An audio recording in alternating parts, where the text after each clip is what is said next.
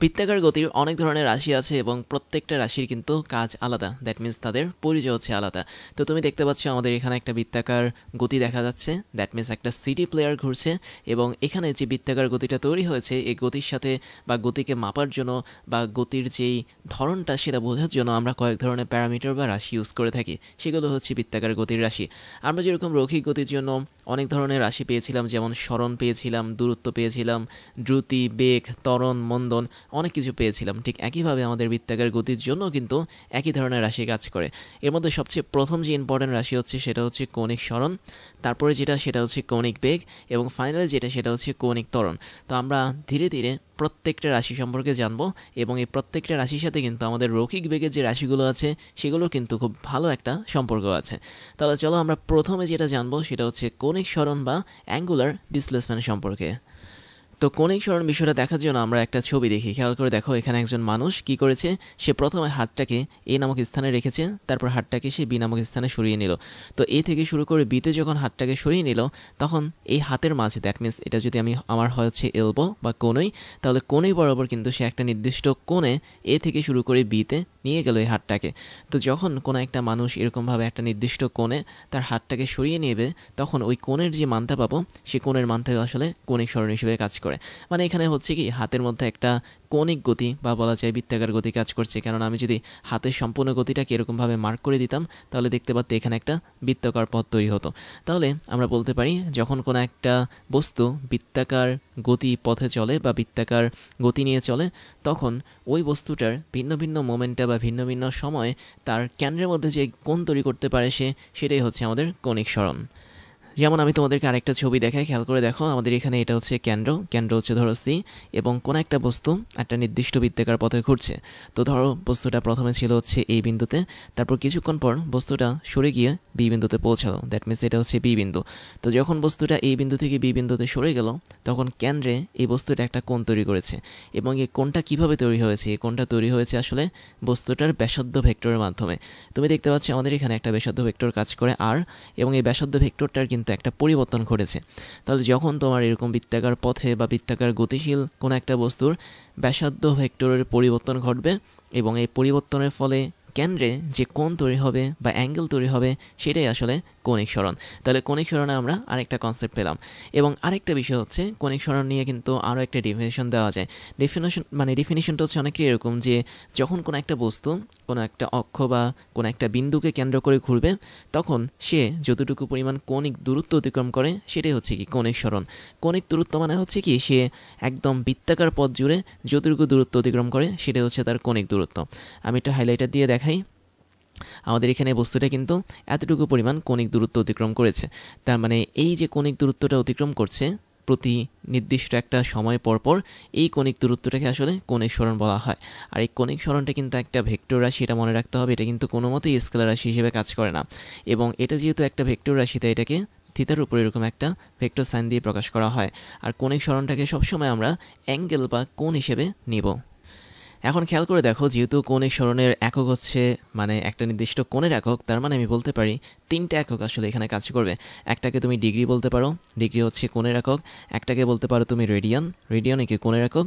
আরেকটাকে তুমি বলতে পারো gradient, that means GRAD, grade. তাহলে গ্রেডিয়ান, রেডিয়ান এবং ডিগ্রি এই তিনটা মোটামুটি কোনো একটা কৌণিক স্মরণকে প্রকাশ করার জন্য ইউনিট বা একক হিসেবে কাজ করে। কিন্তু এখানে মজার বিষয় হচ্ছে আমাদের কৌণিক স্মরণে কিন্তু কোনো মাত্রা নেই, দ্যাট মিনস ডাইমেনশন নেই।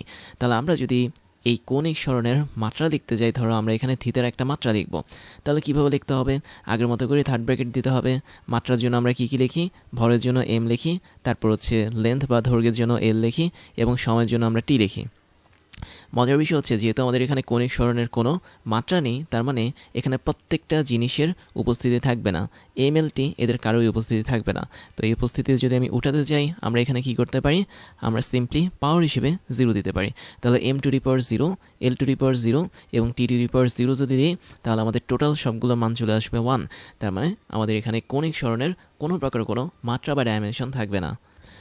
তারপর আমাদের এখানে আরও কিছু জিনিস আছে, সেটা হচ্ছে আমাদের যখন এখানে কৌণিক সরণটা কাজ করে একটা নির্দিষ্ট কোণে বা নির্দিষ্ট রেডিয়ানে, তখন রেডিয়ান এবং ডিগ্রি এদের মধ্যে একটা সম্পর্ক আছে। আবার এখানে ডিগ্রি আর গ্রেডিয়ান এদের মধ্যে কিন্তু একটা সম্পর্ক আছে। তো আমার মনে হয় সম্পর্কগুলো আমরা একটু দেখে ফেলি। সম্পর্কটা একদমই ইজি, সেটা জানার জন্য আমাদের এখানে একটা সূত্র ইউজ করতে হবে। সূত্রটা হচ্ছে, তুমি দেখতে পাচ্ছ আমাদের এখানে এ থেকে শুরু করে বিতে যখন কোনো একটা বস্তু বৃত্তাকার গতি সম্পন্ন বস্তু গিয়েছে, তখন কিন্তু বৃত্তাকার পথের চাপ বরাবর একটা দূরত্ব অতিক্রম করে এসেছে।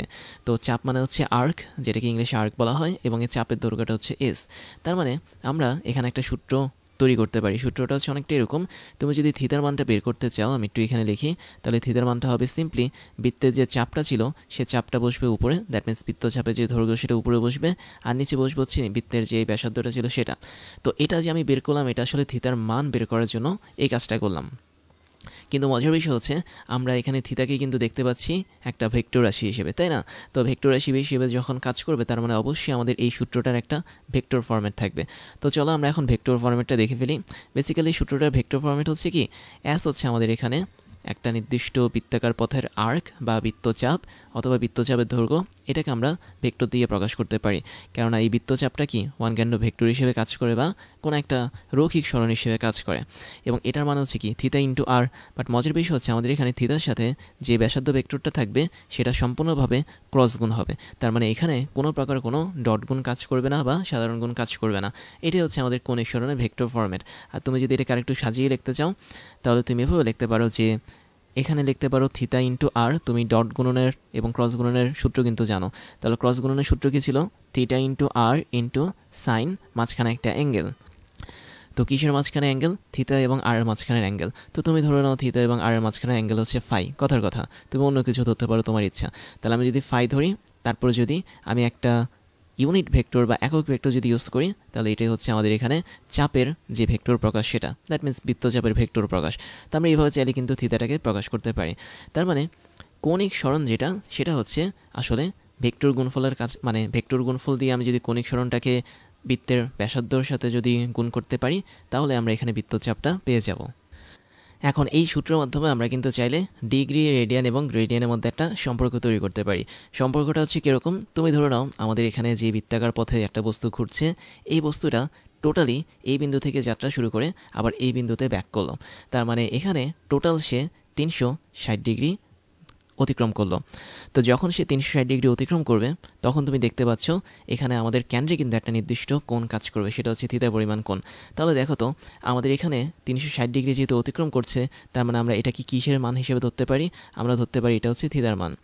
এবং আবার খেয়াল করো, আমাদের এখানে যেহেতু এই বিন্দু থেকে যাত্রা শুরু করে আবার এই বিন্দুতে আমাদের এই বস্তুটা ফিরে এসেছে, তার মানে আমি বলতে পারি আমাদের এখানে টোটাল যেই বৃত্তচাপটা সে অতিক্রম করেছে সেটা হচ্ছে মোটামুটি আমাদের বৃত্তের পরিধির সমান। কেননা এ থেকে শুরু করে আবার এতে যখন আমি ফিরে আসব, তখন টোটাল একটা বৃত্তের পরিধি বা 2πr পরিমাণ দূরত্ব আমার অতিক্রম করতে হবে। তাহলে 2πr হিসেবে কে কাজ করবে? অবশ্যই এখানে বৃত্তচাপ, দ্যাট মিনস অ্যাসটা কাজ করবে। কারণ অ্যাসের কাজ কি? অ্যাস ছিল হচ্ছে যে কোনো দুইটা পয়েন্ট বৃত্তাকার পথের মধ্যে থাকা, ওই দুইটা পয়েন্টের মধ্যবর্তী রৈখিক দূরত্ব। তার মানে অ্যাস হচ্ছে আমাদের এখানে এখন 2πr হিসেবে কাজ করবে। তো যখন আমি এরকম সম্পূর্ণভাবে টোটালটাকে ঘোরাবো, তাহলে দেখতে পাচ্ছি আমি এখানে থিতার মান পাচ্ছি 360 ডিগ্রি এবং অ্যাসের মান পাচ্ছি আমি এখানে 2πr। তাই যদি হয় তাহলে আমি একটা কাজ করতে পারি, আমি যেহেতু এখানে আর এর মানটা জানি না, তার মানে আমি এখানে নতুন করে যেটা করতে পারি সেটা হচ্ছে থিতার মানটা বের করতে পারি সূত্র অনুসারে। তো সূত্র অনুসারে আমি দেখতে পাচ্ছি থিতার মানটা কি S/r হবে, যেখানে অ্যাস হচ্ছে কি সম্পূর্ণ বৃত্তের পরিধি হিসেবে কাজ করবে। যেহেতু বস্তুটা সম্পূর্ণ বৃত্তাকার পথ ঘুরেছে, তার মানে উপরে আমরা 2πr দিতে পারি, আর নিচে যেটা দিতে পারি সেটা হচ্ছে শুধুমাত্র r দিতে পারি। তাহলে দেখো উপরের থেকে এবং নিচের থেকে r যদি কাটা যায়, তাহলে আমরা এখানে পাচ্ছি 2π। তাহলে 2π জিনিসটা আসলে কি? এখন 2π হচ্ছে এমন একটা পরিমাণ কোন একটা কোণের, যেটা হচ্ছে কেন্দ্রে তৈরি হবে। এবং কখন তৈরি হবে? যখন আমাদের এই বস্তুটা এ থেকে যাত্রা শুরু করে আবার এতে ফিরে আসবে, দ্যাট মিনস টোটাল একটা বৃত্তাকার পথ সে অতিক্রম করবে। কিন্তু আমি দেখতে পাচ্ছি আমাদের এখানে যখন আমি টোটাল একটা বৃত্তাকার পথ অতিক্রম করেছিলাম, কেন্দ্রে কিন্তু থিতার মানটা 360 ডিগ্রি ছিল। তার মানে থিতার মান একবার এসেছে 360 ডিগ্রি, আরেকবার এসেছে কিন্তু 2π পরিমাণ, এবং এই 2π পরিমাণ থেকে আসলে রেডিয়ান ইউনিটে দেওয়া হয়। তার মানে এটা আসলে একটা রেডিয়ান ইউনিট বা রেডিয়ান একক, যেখানে 2π মানে যা 360 ডিগ্রি কি তা একই জিনিস।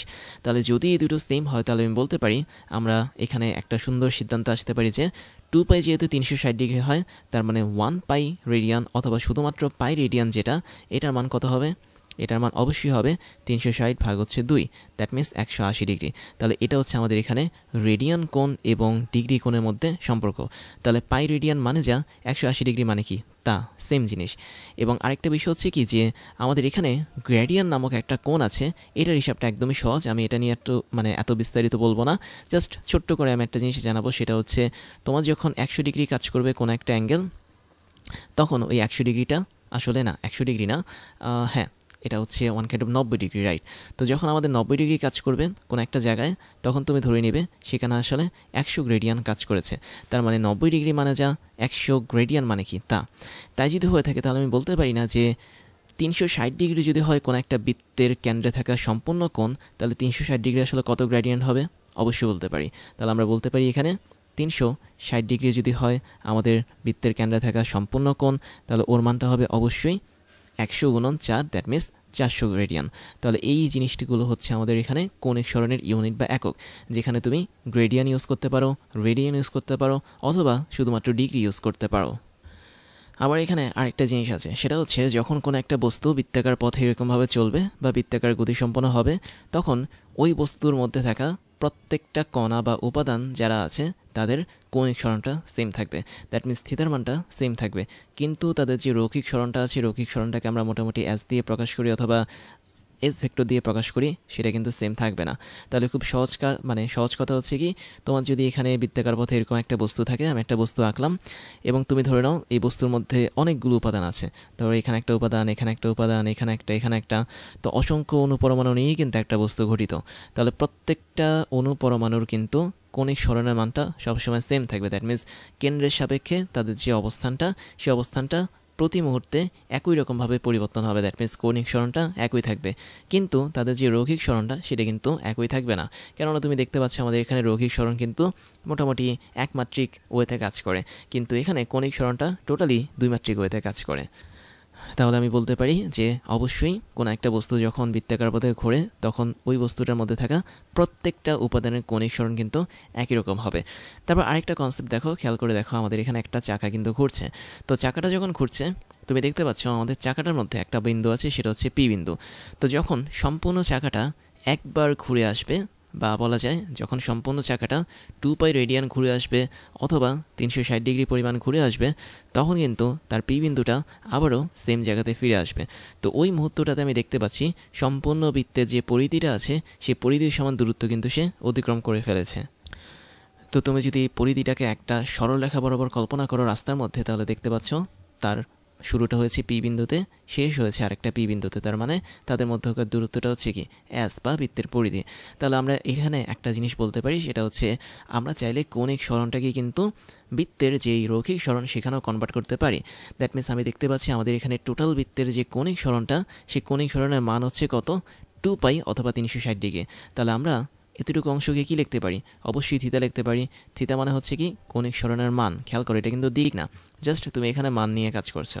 তো যখন আমরা কৌণিক সরণটাকে 2π পরিমাণ পাবো বা 360 ডিগ্রি পাবো, তখনই আমি দেখব যে আমাদের বৃত্তটা সামনে একটা নির্দিষ্ট সরলরেখা বরাবর আগিয়েছে, এবং এই সরলরেখা বরাবর পথে যে দৈর্ঘ্যটা, সেটা হচ্ছে বৃত্তের পরিধির সমান। তাহলে তুমি কোনো একটা বৃত্তাকার বস্তুকে বা বৃত্তাকার চাকাকে যতবার ঘোরাবা, ততবার সে কিন্তু তার পরিধির সমান পথ অতিক্রম করবে সামনের দিকে। তো এখন আসো আমরা 1 রেডিয়ান পরিমাণ চেষ্টা করি বের করার জন্য। খেয়াল করো আমরা এখানে দেখতে পাচ্ছি পাই পরিমাণ রেডিয়ান, সেটা হচ্ছে 300 না, আসলে 180 ডিগ্রি। পাই মানে কি, পাই মানে হচ্ছে 3.1416, তাই না? তাহলে 3.1416 রেডিয়ান যেটা, এটা মানে কি 180 ডিগ্রি। বাট আমি যদি 1 রেডিয়ান বের করতে চাই, তাহলে অবশ্যই আমাকে হিসাব করতে হবে। তাহলে হিসাব করে তুমি দেখতে পাবে যে 1 রেডিয়ানের একটা নির্দিষ্ট মান আসে, এবং সে মানটা মোটামুটি 57.3 ডিগ্রি। তাহলে দেখো আমি যদি এখানে 180কে 3.1416 দিয়ে ভাগ করি, তাহলে আমি পাবো কত, 57.3 ডিগ্রি প্রায়। তাহলে আমি এটাকে একটু অন্যভাবে লিখতে পারি সূত্র হিসেবে, সেটা হচ্ছে এরকম যে আমাদের এখানে 1 রেডিয়ান এটার মানে যা 57.3 ডিগ্রি, এটার মানও কি তা। তাহলে এখান থেকে আমরা একটা সুন্দর সম্পর্ক পেয়ে গেলাম। এবং 1 রেডিয়ানে শুধু সম্পর্ক পেলেও হবে না, তোমাকে এই সম্পর্কে একটা ভালো আইডিয়াও থাকতে হবে। আইডিয়াটা হচ্ছে এরকম যে যদি তুমি কখনো দেখো যে কোনো একটা বস্তু বৃত্তাকার পথে তার ব্যাসার্ধ সমান পথ অতিক্রম করেছে, তখন কেন্দ্রে যে কোণটা তৈরি হবে সেটা হচ্ছে 1 রেডিয়ান। দ্যাট মিনস তুমি এখানে এই যে দ্বিতীয় ছবিটা দেখো, যদি আমাদের এখানে এসের মানটা বা বৃত্তের যতটুকু পরিমাণ দূরত্ব অতিক্রম করেছে বস্তুটা বৃত্তাকার পথে, ওর মানটা যদি আর এর সমান হয়, তাহলে কেন্দ্রে যে কোণটা তৈরি হবে সেটাই হচ্ছে 1 রেডিয়ান কোণ। দ্যাট মিনস কোনো একটা বস্তু যদি বৃত্তাকার পথে চলার সময় তার ব্যাসার্ধের পরিমাণ করে একটা নির্দিষ্ট দূরত্ব অতিক্রম করে বৃত্তচাপ বরাবর, তাহলে কেন্দ্রে যে কোণটা তৈরি হবে সেটাই হচ্ছে 1 রেডিয়ান। তারপরে যেটা দেখবো আমরা সেটা হচ্ছে কৌণিক সরণের দিক। যেহেতু কৌণিক সরণ হচ্ছে একটা ভেক্টর রাশি, তার মানে এটার মানও থাকবে এবং দিকও থাকবে। তো কৌণিক সরণের দিক জানার জন্য তোমরা এই ছবিটা দেখতে পারো, খুবই ইজি একটা ছবি যেখানে একটা বস্তুকে আমরা ঘোরাচ্ছি। তো দেখো আমাদের এখানে একটা ডিস্ক রয়েছে বা একটা চাকতি রয়েছে এবং সেটা একটা নির্দিষ্ট দিকে ঘুরছে, এবং আমরা যদি আমাদের ডান হাতটাকে নিয়ে এই ঘোরার দিকের সাথে রাখি, দ্যাট মিন্স এখানে যে 4টা আঙ্গুল দেখতে পাচ্ছ তুমি, প্রত্যেকটা আঙ্গুলকে যদি আমি ঘোরার দিকের সাথে রাখি, তাহলে আমাদের এখানে বৃদ্ধাঙ্গুল বা থাম যেটাকে বলা হয়, সেটা যে দিক নির্দেশ করবে সেটা হচ্ছে আমাদের কৌণিক সরণের দিক হিসেবে কাজ করবে। তার মানে আমি বলতে পারি কৌণিক সরণের যে দিকটা সেটা সবসময় কাজ করে রাইট হ্যান্ড রুল ইউজ করে, দ্যাট মিন্স ডান হাতি নিয়ম ইউজ করে। তাহলে যখনই তোমরা কোনো একটা বস্তুকে দেখবে বৃত্তাকার পথে ঘূর্ণায়মান, তখন তোমরা ওই বৃত্তাকার পথ বরাবর, দ্যাট মিন্স যেদিকে ঘুরছে সেদিক বরাবর তোমরা ডান হাতের এই 4টা আঙ্গুলকে রেখে দিবে। তখন তোমাদের থাম বা বৃদ্ধাঙ্গুল যে দিকটা নির্দেশ করবে সেটা হবে আমাদের কৌণিক সরণের দিক। এখন দেখো কৌণিক সরণটাকে আমরা কিন্তু থিতা দিয়ে প্রকাশ করি, তাই না? থিতার উপরে একটা ভেক্টর থাকে, তার মানে কৌণিক সরণের মানও থাকবে, মানটাকে আমি শুধুমাত্র থিতা লিখতে পারি, এবং তুমি চাইলে এটাকে দুই পাশে মডুলাস দিয়ে উপরে একটা ভেক্টরে দিতে পারো, এটা তোমার ইচ্ছা। বাট আমি লিখলাম কি, আমাদের থিতা হচ্ছে একটা মান এবং ওর সাথে আমরা একটা দিক দিব। এই দিকটা আমরা একটা ভেক্টরের মাধ্যমে দিই, যেটা হচ্ছে ইউনিট ভেক্টর বা একক ভেক্টর। তার মানে আমি এখানে ইটার মাধ্যমে একটা দিক নির্দেশ করলাম, এবং এই দিকটাই হচ্ছে গিয়ে আমাদের এখানে থাম বা বৃদ্ধাঙ্গুল যে দিকটা দেখায় সেটা। তার মানে আমরা এখানে একক ভেক্টরের মাধ্যমে দিকটা বের করতে পারি। এখন খেয়াল করে দেখো তো, আমাদের এখানে কৌণিক সরণ যেটা সেটা কিন্তু দ্বিমাত্রিক। খেয়াল করে দেখেছো, আমাদের এখানে কৌণিক সরণটা সবসময় কিন্তু এক্স অক্ষ এবং ওয়াই অক্ষ হিসেবে কাজ করে, কিন্তু তার যে দিকটা সেটা শুধুমাত্র একটা দিকে কাজ করে। তাহলে এই ইন্টারেস্টিং জিনিসটা তোমাকে বুঝতে হবে, যে কোনো কৌণিক সরণই হচ্ছে দ্বিমাত্রিক, কেননা এটা একটা 2D প্লেনের মধ্যে কাজ করে, কিন্তু তার যে দিকটা থাকে সেই দিকটা কিন্তু একমাত্রিক, এবং এই দিকটা শুধুমাত্র এক দিক বরাবর কাজ করে, হয় তোমার উপরের দিকে না হয় নিচের দিকে। তো এই হচ্ছে আমাদের এখানে কৌণিক সরণের দিক। আমরা কিন্তু এটাকে পরের লাইনেও লিখতে পারি, দেখো তো এইভাবে লিখতে পারি কিনা। যদি আমাদের দিকটা হয় ইটা, দ্যাট মিনস ইটার উপর আমরা একটা ক্যাপ দিয়ে থাকি, ক্যাপ মানে হচ্ছে একক ভেক্টরটাকে প্রকাশ করার জন্য দেওয়া হয়, তাহলে এর মানটা আমরা কীভাবে লিখতে পারি? আমরা উপরে সরাসরি কৌণিক সরণটাকে দিতে পারি, যেটা হচ্ছে ভেক্টর ফর্মেটে আছে, আর নিচে আমরা ওই কৌণিক সরণের মানটাকে দিতে পারি। তাহলে যখন তুমি কৌণিক সরণটাকে তার মান দিয়ে ভাগ করবা, তখন অবশ্যই তুমি একটা একক ভেক্টর পাবে বা ইউনিট ভেক্টর পাবে, যেটা আমাদের কৌণিক সরণের দিককে নির্দেশ করে। আবার খেয়াল করে দেখো, আমরা যে চাকতি বা ডিস্কটাকে ঘোরাচ্ছি সেটার কিন্তু কেন্দ্র হচ্ছে এখানে আর প্রান্ত হচ্ছে এখানে। তাহলে কেন্দ্র থেকে শুরু করে প্রান্তের দিকে কিন্তু একটা ভেক্টর কাজ করে, তোমরা সবাই জানো, সেটা হচ্ছে আমাদের ব্যাসার্ধ ভেক্টর। তো আমি একটু ছোট্ট করে তোমাদেরকে দেখাই যে আমাদের ব্যাসার্ধ ভেক্টরটা কিন্তু এভাবে কাজ করবে। তার মানে ব্যাসার্ধ ভেক্টরের সাপেক্ষে আমাদের যে কৌণিক সরণের দিকটা, এটা কিন্তু সম্পূর্ণভাবে 90 ডিগ্রি অ্যাঙ্গেল করে থাকে বা 90 ডিগ্রি কোণ করে থাকে। তাহলে এই বিষয়টা বুঝতে হবে। তো কৌণিক সরণটা যেদিকে কাজ করবে, ব্যাসার্ধ ভেক্টর কিন্তু তার 90 ডিগ্রি অ্যাঙ্গেল বরাবর বা কোণ বরাবর কাজ করবে। তারপর খুবই ইন্টারেস্টিং একটা পার্ট আছে, সেটা হচ্ছে শূন্য কৌণিক সরণ বা জিরো অ্যাঙ্গুলার ডিসপ্লেসমেন্ট। বিষয়টা কীরকম খেয়াল করে দেখো, এখানে আমরা একটা বৃত্তাকার পথ দেখতে পাচ্ছি, আর বৃত্তাকার পথে যখন কোনো একটা বস্তু ঘোরে তখন তার গতিকে বলা হয় বৃত্তাকার গতি। তো এই বৃত্তাকার গতিটা 2D দেখতেই পাচ্ছি, এক্স ওয়াই অক্ষ বরাবর কাজ করে। তো আমি যদি ধরো এ নামক একটা পয়েন্ট থেকে যাত্রা শুরু করে সমগ্র বৃত্তাকার পথটা আমি ঘুরে আসলাম, তারপরে আমি আবার এই বিন্দুতে ফিরে আসলাম, তখন কিন্তু আলটিমেটলি আমার শূন্য কৌণিক সরণ হবে। কীভাবে আমি একটু দেখাচ্ছি। তুমি ধরো এটা হচ্ছে আমাদের এখানে কেন্দ্র, তাহলে কেন্দ্র থেকে আমি জানি যে কেন্দ্রটাকে যদি সি ধরি, তাহলে কেন্দ্র থেকে আমি এই বিন্দু পর্যন্ত একটা লাইন টানতে পারি, যেটা আমাদের ব্যাসার্ধ ভেক্টর আর হিসেবে কাজ করে। তো আমি যখন এই বিন্দু থেকে এখানে যাব, ধরো এরকম একটা পয়েন্টে যাব, তখন কিন্তু আমার একটা অবশ্যই কৌণিক সরণ থাকবে। দ্যাট মিনস এখানে এরকম একটা কোণ বরাবর কৌণিক সরণ থাকবে। একইভাবে আমি যদি এখানেও যাই, কৌণিক সরণ থাকবে, এখানে গেলে কৌণিক সরণ থাকবে, এখানে গেলেও কৌণিক সরণ থাকবে। বাট যখন আমি এই বিন্দুতে আবার ফিরে আসবো, তার মানে আমার আলটিমেটলি টোটাল যে সরণটা সেটা কিন্তু 360 ডিগ্রি হয়েছে, তাই না? কিন্তু সরণের একটা সুন্দর সংজ্ঞা আছে, সেটা হচ্ছে সরণ বলতে বোঝায় সবচেয়ে মিনিমাম পাথ বা শর্টেস্ট ডিস্টেন্স, মানে সবচেয়ে কম পরিমাণ দূরত্ব। যেহেতু আমি এখানে এই বিন্দু থেকে আবার এই বিন্দুতে ফিরে এসেছি, তার মানে এখানে আমাদের যে মিনিমাম অ্যাঙ্গেলটা সেটা হচ্ছে কি অনলি 0 ডিগ্রি অ্যাঙ্গেল। তার মানে এই 0 ডিগ্রি অ্যাঙ্গেলটাকেই সে কাউন্ট করবে অ্যাঙ্গুলার ডিসপ্লেসমেন্ট হিসেবে বা কৌণিক সরণ হিসেবে। তার মানে কৌণিক সরণ এর মান হবে 0 ডিগ্রি, এবং এই 0 ডিগ্রির জন্য আমাদের এখানে যে সরণটা কাজ করবে সেটাই কি 0 কৌণিক সরণ। তাহলে খুবই ক্লিয়ার একটা বিষয় হচ্ছে, তুমি যখন কোনো একটা বৃত্তাকার পথ সম্পূর্ণটা ঘুরে আসবে, ঘুরে এসে যদি তুমি আগের পজিশনে ফিরে আসো, তখন তোমার যে সরণটা কাজ করবে বৃত্তের কেন্দ্রে বা বৃত্তাকার পথের কেন্দ্রে, সেটাই হচ্ছে 0 কৌণিক সরণ। এবং তুমি যদি এই 0 কৌণিক সরণটাকে ভেক্টরের মাধ্যমে প্রকাশ করতে চাও, তাহলে এই টোটাল জিনিসটা হবে একটা নাল ভেক্টর বা শূন্য ভেক্টর। তার মানে এখানে দুইটা জিনিস আলাদা, একটা হচ্ছে ভেক্টর আর একটা হচ্ছে ভেক্টরের মান। তাহলে 0 কৌণিক সরণের জন্য আমরা আরেকটা এক্সাম্পল দেখতে পারি। খেয়াল করে দেখো, এখানে আমাদের একটা গাড়ি কিন্তু একটা বৃত্তাকার পথে সুন্দরভাবে ঘুরছে। তো তুমি ধরে নাও আমাদের গাড়িটা যাত্রা শুরু করেছে কথার কথা এই পয়েন্ট থেকে, তাহলে এটা হচ্ছে এই পয়েন্ট। তাহলে এই পয়েন্ট থেকে যাত্রা শুরু করে যখন সে ঘুরছে তখন তার কৌণিক সরণ কিন্তু বাড়ছে, বাট একটা সময় যখন সে আবার এই বিন্দুতে ফিরে আসলো তখন কিন্তু তার কৌণিক সরণটা সম্পূর্ণভাবে শূন্য হয়ে গেল। তার মানে কোনো একটা বস্তু যদি 0 পরিমাণ কৌণিক সরণ অবস্থায় থাকে, তাহলে বুঝতে হবে বস্তুটা যে জায়গা থেকে যাত্রা শুরু করেছে আবারও সে একই জায়গায় ফিরে এসেছে। তাহলে দেখো তো আমাদের এখানে টোটাল কতটুকু পথ আমরা অতিক্রম করলাম, অবশ্যই 2πr বা বৃত্তের পরিধি সমান পথ অতিক্রম করলাম। তার মানে বিষয়টা একটু অনেক হাস্যকর যে তুমি যখন টোটাল একটা বৃত্তাকার পথ অতিক্রম করবে তখন তোমার কৌণিক সরণের মানটা কিন্তু 0 হয়ে যাচ্ছে। বাট আলটিমেটলি আমরা তো জানি যে এখানে যে মানটা থাকে সেটা হচ্ছে 2π বা 360 ডিগ্রি। বাট আমি যদি ফিজিক্সের কনসেপ্ট ইউজ করে বলি, তাহলে অবশ্যই তোমার এখানে 0 পরিমাণ কৌণিক সরণ হয়েছে। এবার আমরা যেটা দেখব সেটা হচ্ছে কৌণিক দূরত্ব ভার্সেস কৌণিক সরণের মধ্যে যে সম্পর্ক বা অনুপাত সেটা। তো প্রথমে দেখতে হবে কৌণিক দূরত্ব বিষয়টা কি। আমরা কিন্তু অলরেডি কৌণিক সরণ সম্পর্কে জানি।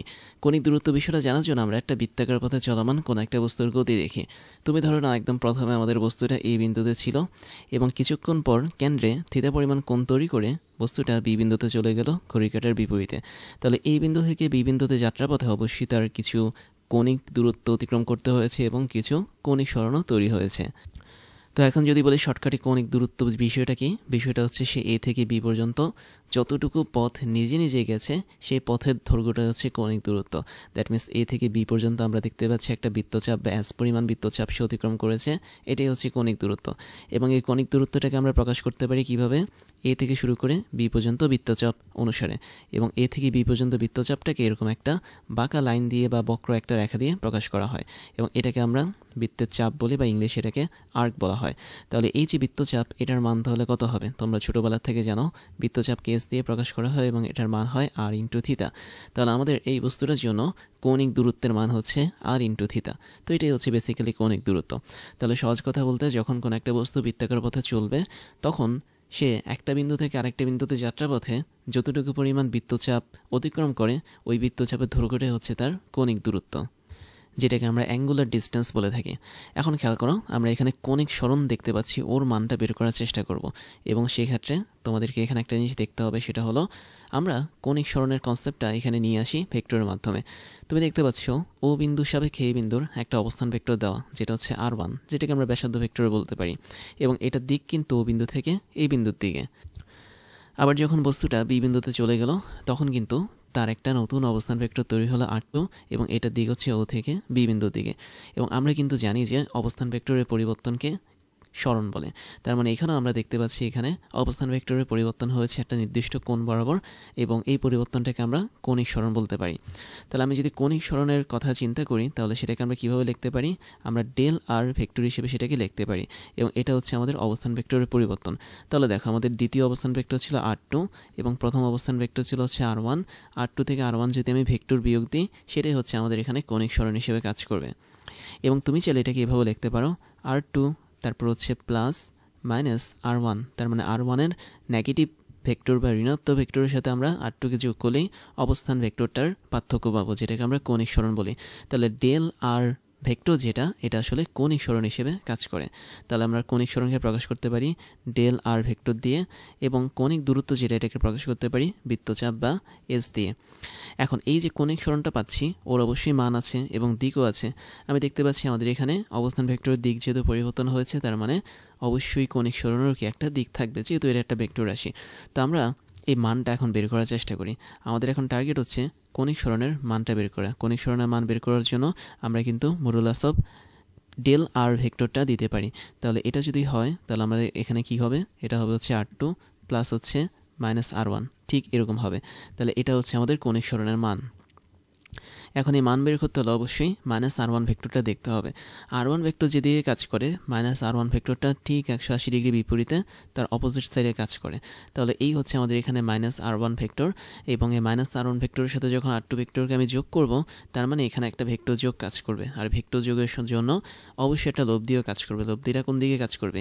এই মাঝামাঝি দিক বরাবর কাজ করবে। দ্যাট মিনস r2 এবং -r1 এর মাঝামাঝি বরাবর একটা নির্দিষ্ট লব্ধি কাজ করবে, সেটাই হচ্ছে কৌণিক সরণের মান। তো দেখো, আমরা এই যে লব্ধিটা পাচ্ছি এটা কিন্তু কৌণিক সরণ সত্যিকার অর্থে। দ্যাট মিনস আমরা এই লব্ধি বরাবর যেটা লিখতে পারি সেটা হচ্ছে ডেল আর ভেক্টরটা লিখতে পারি। এখন এটার যদি তুমি মান বের করতে চাও, সামান্তরিকের সূত্র ইউজ করে করতে হবে। তুমি জানো সামান্তরিকের সূত্র ইউজ করে আমরা মান বের করার সিস্টেম জানি। কিভাবে জানি? সেটা হচ্ছে √। দেখো আমি এখন সরাসরি মান বের করছি। তো মানটা হবে কি? √। আলাদা আলাদা দুইটা ভেক্টরের মানের বর্গের যোগফল, দ্যাট মিনস r1 স্কোয়ার হবে প্লাস হচ্ছে r2 স্কোয়ার হবে, প্লাস আমরা কি জানি 2 into r1 into r2 into cos theta, তাই না? বাট এখানে থিতা কোনটা হবে? অবশ্যই r2 এবং -r1 এর মধ্যবর্তী কোণ। তার মানে এই টোটাল কোণটা হচ্ছে এখানে আমাদের কোণ হিসেবে কাজ করবে। দ্যাট মিনস r2 এবং -r1 এর মধ্যবর্তী কোণ হিসেবে কাজ করবে। তাহলে টোটাল কোণের মানটা কি হবে? অবশ্যই 180 মাইনাস থিতা হিসেবে কাজ করবে। তো এই যদি হয় ব্যাপার, তাহলে আমরা পরবর্তী লাইন কি লিখতে পারি? আমরা লিখতে পারি হচ্ছে √। খেয়াল করে দেখো, তার একটা মজার জিনিস, সেটা হচ্ছে আমাদের এখানে r1 এবং r2 ভেক্টরের মান হচ্ছে শুধুমাত্র এই বৃত্তাকার পথের ব্যাসার্ধ। তার মানে এখানে r1 এবং r2 এদের বদলে আমরা কিন্তু ব্যাসার্ধের মান বা rকে বসাতে পারি। তাহলে আমি এখানে একটু ছোট্ট করে লিখে দিচ্ছি। আমরা এখানে স্পষ্ট দেখতে পাচ্ছি r1 এবং r2 এদের মান কিন্তু অবশ্যই সমান হবে, যেহেতু তারা বৃত্তের ব্যাসার্ধ হিসেবে কাজ করে।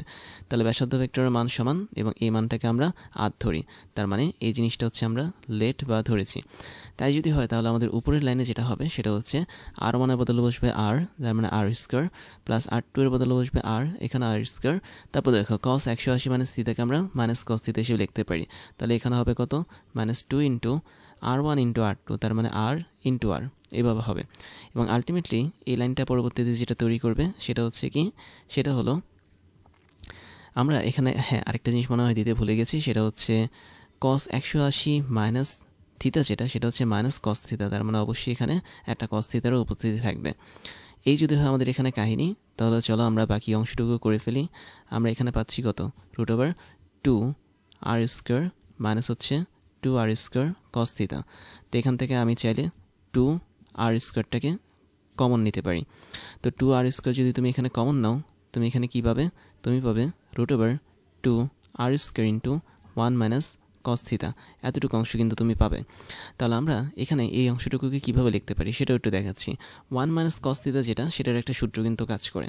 তো তুমি জানো 1 মাইনাস cos থিতা, এটাকে আমরা ইচ্ছে করলে লিখতে পারি 1 minus cos into 2 into theta divide by 2। তাহলে সেটা কি? 1 মাইনাস cos 2 থিতার একটা সূত্র হিসেবে কাজ করবে, এবং এটার একটা সূত্র আছে সুন্দর। এই সূত্রটাকে বলা হয় 2 sin square theta divide by 2। এটা হচ্ছে ত্রিকোণমিতিক সূত্র। তাহলে ওই সূত্র অনুসারে আমি এখানে 1 minus cos 2 into theta divide by 2 এর মান এটা বসাতে পারি। আর cos 2 into theta divide by 2 মানে কি? cos থিতা, কেননা 2 কাটাকাটি গেলে cos থিতা জিনিসটাই থাকে। তো আমরা চাইলে এই সূত্রটা এখানে সরাসরি বসাতে পারি। বসালে আমরা কি পাবো? দেখো, আমরা এখানে পাবো √2 r স্কোয়ার আগে থেকে ছিল, তার মানে এটাকে বাইরে আনলে r √2 হিসেবে কাজ করবে। আর ভেতরে থাকবে কি? √2 into sine square theta divide by 2। এটা আমরা সূত্র হিসেবে লিখতে পারি। তো আলটিমেটলি দুইটা √2 যদি এখানে গুণ করি, তাহলে সেটা কি হয়ে যাবে? 2 হয়ে যাবে, আর একটা r থাকবে। আর sine square theta divide by 2কে আমরা √ করলে কি হবে? শুধুমাত্র সাইন থিতা ডিভাইড বাই 2 হবে। তো এই যে আমরা ফাইনালি একটা জিনিসকে পেলাম, একটা রাশিকে পেলাম, এটা আসলে কী ছিল? এটা ছিল হচ্ছে কৌণিক সরণের মান ছিল। That means modulus of del r ছিল। তাহলে মডুলাস অফ ডেল আরকে আমরা ইচ্ছা করলে শুধুমাত্র ডেল আর হিসেবেও লিখতে পারি, যেটা কৌণিক সরণের মান। তার মানে আমরা শুধুমাত্র ডেল আর বা কৌণিক সরণের মানটাকে পেয়েছি। তো এখন কৌণিক সরণের মান যেটা পেলাম, খুব ভালো কথা, আমরা কৌণিক সরণের দিকটা কোন দিকে কাজ করে সেটাও বের করব। তুমি স্পষ্ট দেখতে পাচ্ছ r1 এবং r2 এর মাঝে যে পার্থক্য, সেই পার্থক্যর দিকটাই হচ্ছে কি? কৌণিক সরণের দিক। দ্যাট মিনস তুমি যদি r2 মাইনাস r1 করো, এবং সেক্ষেত্রে যদি ভেক্টর ত্রিভুজ সূত্র অনুসারে ডেল আরটাকে বের করো, তাহলে ওর দিকটা হবে কি? সম্পূর্ণভাবে বিপরীত দিকে। দ্যাট মিনস ভেক্টর ত্রিভুজ সূত্র অনুসারে। যেমন আমি একটা ছবি দেখাই, খেয়াল করো, ও বিন্দু থেকে এই বিন্দুর দিকে r1 কাজ করে, ও বিন্দু থেকে বি বিন্দুর দিকে R2 কাজ করে। এখন আমাদের এই বিন্দু থেকে বি বিন্দুর দিকে ডেল আর কাজ করবে বা কৌণিক সরণের দিকটা কাজ করবে। তো কিভাবে কাজ করবে আমি একটু দেখাই। সত্যিকার অর্থে এটা কাজ করে কিনা আমরা একটু টেস্ট করে দেখি। তুমি দেখতে পাচ্ছ ও থেকে এতে গেলে আমরা R1 পাবো। তারপর ভেক্টর যোগের ত্রিভুজ সূত্র অনুসারে এ থেকে বিতে গেলে আমরা ডেল আর পাবো এবং এটা কাজ সমান হবে বিপরীত ক্রমে ও থেকে বি বিন্দু পর্যন্ত ভেক্টরটা সমান হবে, দ্যাট মিন্স R2 এর সমান হবে। তো এখন তুমি যদি এখান থেকে মডিফাই করে শুধুমাত্র ডেল আরটাকে বের করতে চাও তাহলে দেখবে একদম মিলে গেছে এটা, সেটা হচ্ছে R2 মাইনাস R1কে নির্দেশ করে। তাহলে কৌণিক সরণের দিকটা হচ্ছে আমাদের এখানে শেষ ভেক্টরের দিকে আদি ভেক্টরের রূপটা, দ্যাট মিন্স এই বিন্দু থেকে বি বিন্দুর দিকে। তো এ থেকে বিতে যখন আমরা যাচ্ছি তার মানে কৌণিক সরণের দিকটাও কি একই দিক বরাবর কাজ করবে। আর এই দিকটাকে আমরা অবশ্যই বের করতে পারি ভেক্টর যোগের ত্রিভুজ সূত্র ইউজ করে। তারপর আমরা এখানে আরেকটা সম্পর্ক তৈরি করতে পারি। ফাইনাল সম্পর্ক হচ্ছে কৌণিক সরণ এবং কৌণিক দূরত্বের মধ্যে একটা অনুপাত। তাহলে আমরা রেশিও বা অনুপাতটা দেখি এবং এই অনুপাতটা সবসময় সেম থাকে। কৌণিক দূরত্ব মানে হচ্ছে এস, কৌণিক সরণ মানে হচ্ছে কি ডেল আর। তাহলে আমি এদের মানের অনুপাত বের করব, যেহেতু এদের দুজনেরই মান আছে। কৌণিক সরণ কৌণিক দূরত্বের যে মানটা সেটা হচ্ছে আর ইন্টু থিতা, হ্যাঁ আর ইন্টু থিতা হবে। আর কৌণিক দূরত্বের মান হচ্ছে আর ইন্টু থিতা। আর কৌণিক সরণের যে মানটা সেটা এইমাত্র বের করলাম 2 into R into sine theta divide by 2, তাই না? এটাই তো। তাহলে এই যদি হয় আমাদের এখানে ঘটনা, তুমি দেখতে পাচ্ছ উপরে এবং নিচে কিন্তু আমাদের আর এর মানটা কাটাকাটি হয়ে যায়। আর যদি কেটে যায় তাহলে আমাদের উপরে থাকে কি শুধুমাত্র আর থাকে, নিচে থাকে হচ্ছে 2 এবং 1 ডিভাইড বাই আমি দেখতে পাচ্ছি উপরে আর তো থাকে না, উপরে থিতা থাকে, যেহেতু আর হচ্ছে কেটে যায়। তো 1 divide by sine theta divide by 2 দেওয়া। তাহলে 1 ডিভাইড বাই সাইন মানে হচ্ছে কি কোসেক, তাহলে আমাদের এখানে হবে কোসেক থিতা ডিভাইড বাই 2। তো এই হচ্ছে আমাদের এখানে অনুপাত, যেটা হচ্ছে কৌণিক দূরত্ব এবং কৌণিক সরণের অনুপাত হিসেবে কাজ করে। তাহলে তোমরা এই সূত্রটা মনে রাখতে পারো, as divide by del R is equal to theta divide by 2 into cosec theta divide by 2। তাহলে খেয়াল করো আমাদের এখানে কৌণিক দূরত্ব যেটা এটা সম্পূর্ণভাবে স্কেলার রাশি হিসেবে কাজ করে, বাট কৌণিক সরণ যেটা এটা কিন্তু ভেক্টর রাশি হিসেবে কাজ করে।